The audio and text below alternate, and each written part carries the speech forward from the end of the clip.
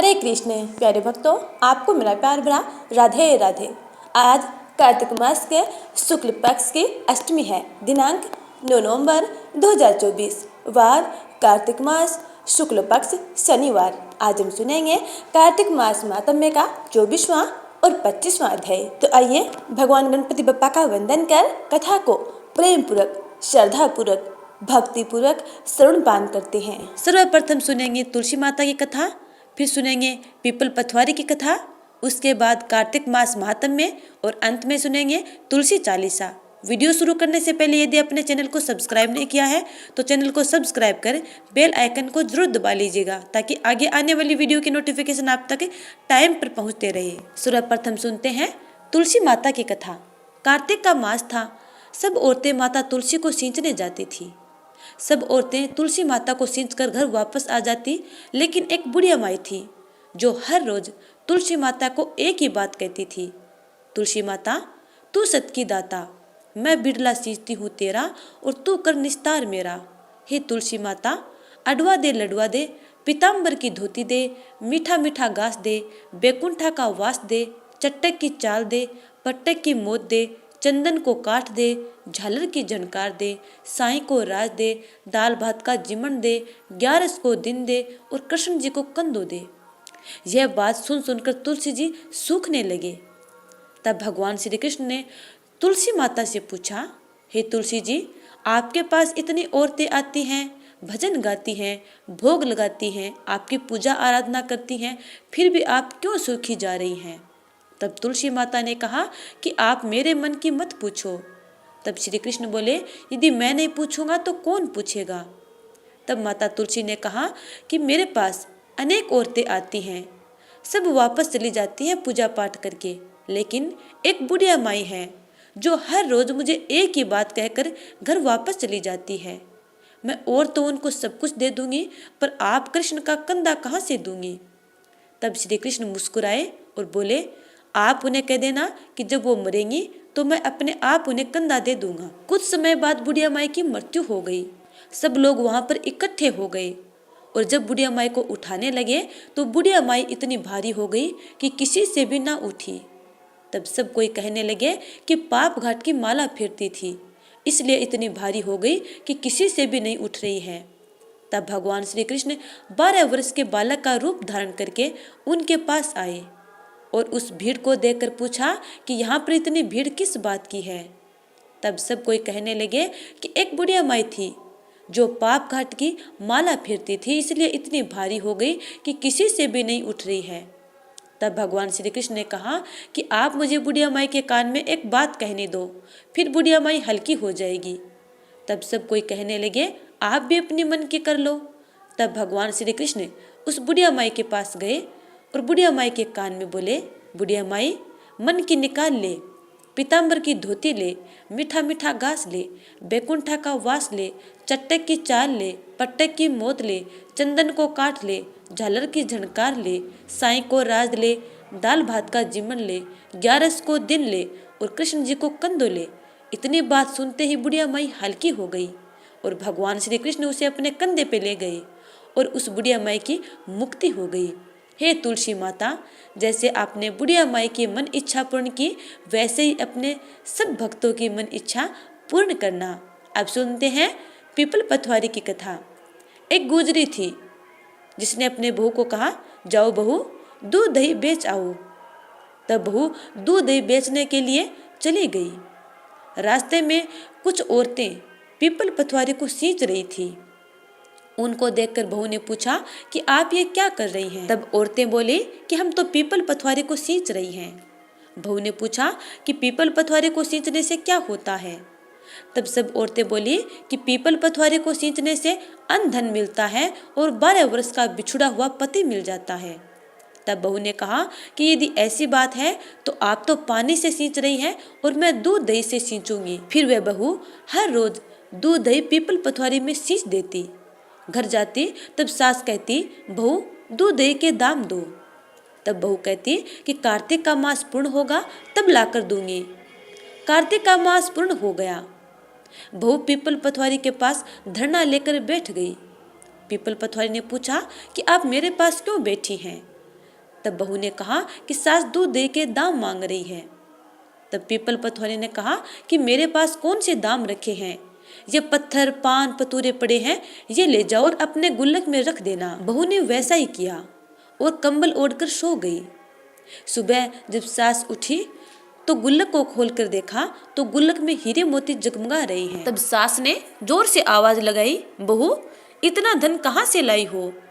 तब बहू ने आकर देखा तो सच में वहां पर धन भरा पड़ा है। तब बहू ने कहा कि मुझे तो पीपल पथवारी ने दिया है, क्योंकि मैं हर रोज दूध दही पीपल पथवारी में सींच कर आती थी। तब सास ने कहा, यदि ऐसी बात है तो अगली बार जब कार्तिक मास आएगा तब मैं भी पीपल पथवारी को सींचूंगी। अब अगली बार जब कार्तिक मास आया तो सास दूध दही तो बेच आती और बर्तन धोकर पीपल पथवारी में डाल देती। घर आती तो बहू से कहती, बहू तू मुझसे दूध दही का दाम मांग। तब बहू ने कहा, सासू जी कभी बहू भी सास से दूध दही के दाम मांगती है क्या? तब सास ने कहा, नहीं तुम मांगो।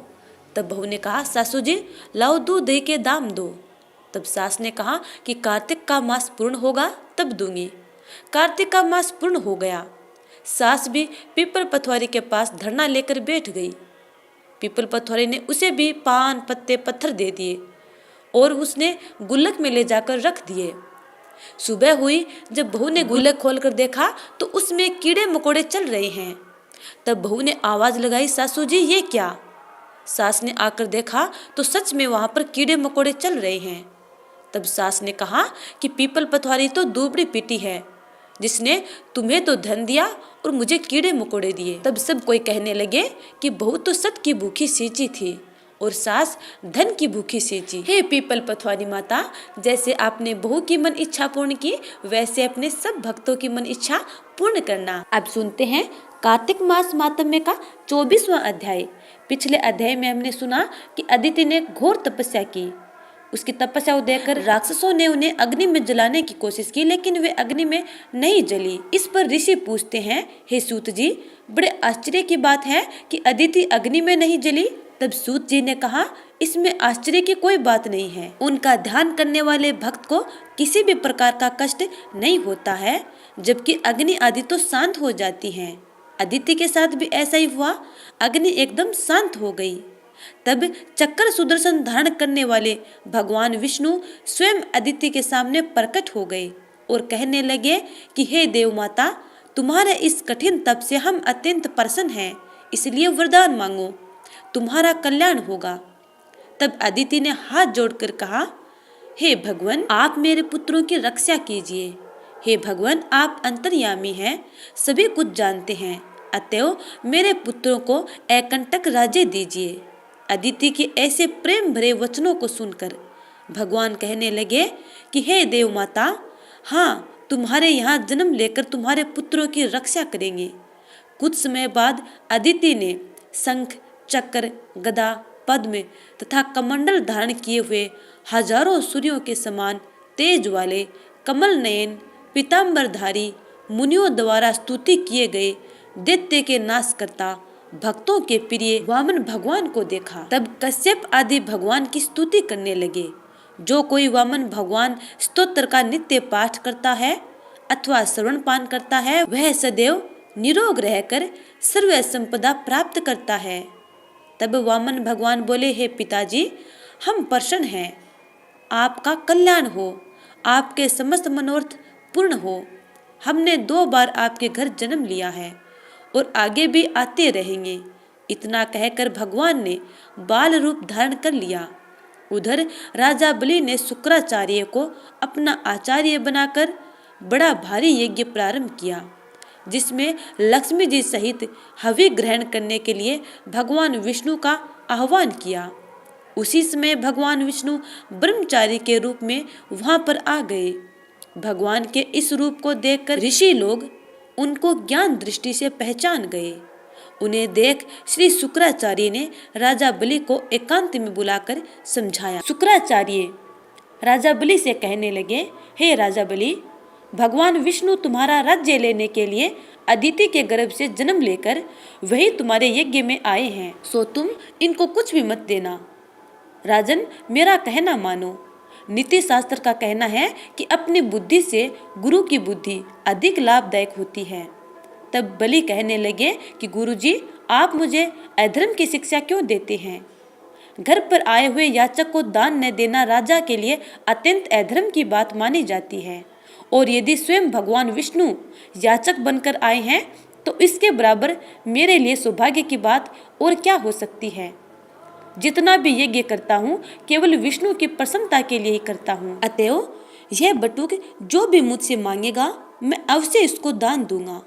इतने में ही वामन भगवान राजा बलि के यज्ञ मंडप में आ गए। तब राजा बलि ने उनका यथोचित आदर सत्कार किया, फिर हाथ जोड़कर खड़ा हो गया और कहने लगे, हे नाथ, मैं कृतार्थ हो गया जो आज आपने यहाँ आकर दर्शन दिए। अब आज्ञा कीजिए, मैं और आपकी क्या सेवा करूं? मैं तो आपका सेवक हूँ। भगवान कहने लगे, हे राजन, हमको तप करने के लिए 3 पग पृथ्वी चाहिए। राजा बलि हंसकर कहने लगे कि हे वटुक, तुमने यह क्या मांगा? कुछ धन, ग्राम या कोई शहर मांगा होता। वामन जी कहने लगे, हे दैत्यराज, मुझको किसी प्रकार का लोभ नहीं है। मुझे तो इतनी भूमि ही चाहिए जिससे मेरा कार्य हो जाए। हे राजन, पृथ्वी का दान करना राजा का परम धर्म है। भूमि दान करने वाला जन्म मृत्यु से मुक्त होकर विष्णु के परम पद को प्राप्त हो जाता है। हे राजन, हमें 3 पग भूमि दो जिससे हम भी मोक्ष का साधन प्राप्त करें। इतनी बात सुनकर राजा बलि जल युक्त टूटी वाला लोटा लेकर भूमि का संकल्प करने के लिए तैयार हो गया। तब शुक्राचार्य तपोबल से अपना सूक्ष्म रूप बनाकर राजा बलि को संकल्प करने से रोकने के लिए लोटे की टूटी में जल को रोककर बैठ गए। वामन भगवान शुक्राचार्य की मन की बात जान गए, इसलिए उन्होंने एक तेज अग्रभाग वाला कुसा लेकर उस लोटे की टूटी के छिद्र में डाल दिया, जिससे शुक्राचार्य की एक आंख फूट गई। इसके पश्चात राजा बलि ने 3 पग भूमि का संकल्प दे दिया। उसी समय भगवान विराट रूप होकर ब्रह्मलोक तक बढ़ गए। विराट रूप भगवान ने 2 पगों में सारा ब्रह्मांड नाप लिया। फिर पांव के अंगूठे से ब्रह्मांड फूट गया। उस फूटे हुए मार्ग से पानी के बहुत से स्रोत बहने लगे। भगवान विष्णु का पैर उस जल से धोया गया। वह निर्मल लोक पावन जलधारा का रूप हुआ। वहीं जल ब्रह्मादिक देवताओं को पवित्र करता हुआ सप्त ऋषियों से सेवित सुमेरु पर्वत के ऊपर पड़ा तथा गंगा के नाम से विख्यात हुआ। इस दृश्य को देखकर ब्रह्मादिक सब देवता और ऋषि मुनि स्तुति करने लगे कि हे सबके स्वामी अनंत मूर्ति, आपको नमस्कार है। इस प्रकार की स्तुति सुनकर भगवान ने सब देवताओं को उनका अपना अपना स्थान दे दिया और बलि को रसातल में भेजते हुए उसको वरदान दिया कि अग्नि में बिना मंत्र के जो हवन किया जाता है तथा अपवित्रता से कुपात्रक जो दान दिया जाता है या हवन किया जाता है, वह सब बलि को प्राप्त होगा। इस प्रकार भगवान ने देवताओं को सुंदर स्वर्ग तथा बलि और अन्य दैत्यों को रसातल दिया। इतना सब कुछ करके विराट रूप भगवान वामन रूप हो गए। तब देवताओं तथा ऋषियों ने भगवान की स्तुति की। तदंतर वामन जी तप करने चले गए। इस प्रकार ऐसे पावन गंगा की उत्पत्ति भगवान के चरणों से हुई, जिसके स्नान एवं स्मरण मात्र से जन्म जन्मांतर के पाप नष्ट हो जाते हैं। अब श्रवण पान करते हैं तुलसी चालीसा। जय जय तुलसी भगवती सत्यवती सुखदानी, नमो नमो हरि प्रियसी श्री वृंदा गुण खानी। श्री हरि शीस बिरजीनी, देहु अमर वर अम्ब, जन हित है वृंदावनी, अब न करहु विलंब। धन्य धन्य श्री तुलसी माता, महिमा अगम सदा श्रुति गाता। हरि के प्राणहु से तुम प्यारी, हरि ही हेतु कीन्यो ताप भारी। जब प्रसन्न है दर्शन दीन्यो, तब कर जोरी विनय उस कीन्यो। हे भगवंत कंत मम होहु, दीन जाने जनि छाड़ा हूँ छोहू। सुने लक्ष्मी तुलसी की बानी, दीनो श्राप कद पर आनी। उस अयोग्य वर मांगन हारी, हो विटप तुम जड़ तनुधारी। सुनी तुलसी हिम श्रोप्यो तेहि थामा, करहूँ वास तुहु नीचन धामा। दियो वचन हरि तब तत्काला, सुनहु सुमुखी जनि हो बिहाला। समय पाए वहरू पाती तोरा, पुजी हो आस वचन सत मोरा। तब गोकुल में गोप सुदामा, तासु भई तुलसी तू बामा। कृष्ण रासलीला के माही, राधे सक्यो प्रेम लखी नाही। दियो श्राप तुलसी है तत्काला, नर लोक ही तुम जन्म हो बाला। यो गोप वह दानव राजा, शंख चूड़ नामक सिर ताजा। तुलसी भई तासु की नारी, परम सती गुण रूप अगारी। अस दवे कल्प बीत जब गयऊ, कल्प तृतीय जन्म तब भयऊ। वृंदा नाम भयो तुलसी को, असुर जलंधर नाम पति को। करे अति द्वंद्व अतुल बल धामा, लीना शंकर से संग्रामा। जब निज सैन्य सहित शिव हारे, मरही न तब हर हरि ही पुकारे। पतिव्रता वृंदा थी नारी, को न सके पति ही संघारी। तब जलंधर ही भेष बनाई, वृंदा डिग हरि पहुँचो जाई। शिव हित लही करी कपट प्रसंगा, कियो अस्तित्व धर्म तो ही भंगा। भयो जलंधर कर संघारा, सुनी उर शोक उपारा।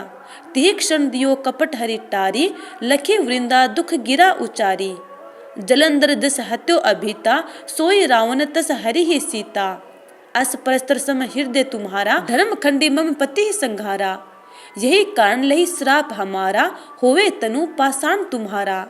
सुनी हरि तुरत ही वचन उचारे, दियो श्राप बिना विचारे। लख्यो ने निज करतूति पति को, छलन चह्यो जब पार्वती को।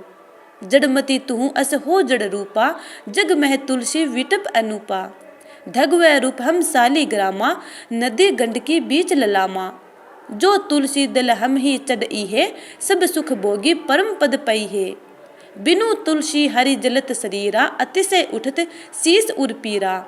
जो तुलसी दल हरि शीस धारत, सो सहस्त्र घट अमृत डारत। तुलसी हरि मन रंजनी हारी, रोग दोष दुख भंजनी हारी।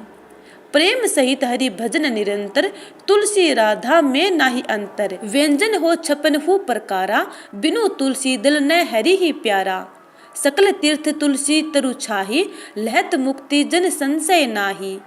कवि सुंदर इक हरि गुण गावत, तुलसी ही निकट सहस गुण पावत। बसत निकट दुर्वासा धामा, जो प्रयास ते पूर्व ललामा। पाठ कर ही जो नित नर नारी, होहु सुख बास ही त्रिपुरारी। तुलसी चालीसा पढ़ही, तुलसी तरु ग्रह धारी। दीप दान करी पुत्र फल पावही, बंदे फू नारी। सकल दुख दरिद्र हरि हार हवे परम प्रसन्न। आसे धन जन लड़ही, ग्रह बसही पूर्णा अत्र। लाहे अभिमत फल जगत में, लाहे पूर्ण सब काम। जय दल अर्पही तुलसी तह, सहस बसही हरि राम। तुलसी महिमा नाम लख, तुलसी सूत सुख राम। मानस 40 रचो जग में, तुलसीदास। तो प्यारे भक्तगणों, आज के ये अध्याय यहीं पे समाप्त होते हैं। आगे की कथा जानने के लिए अगले अध्याय का इंतजार करना। तब तक के लिए जय श्री राधे, जय श्रीमन नारायण।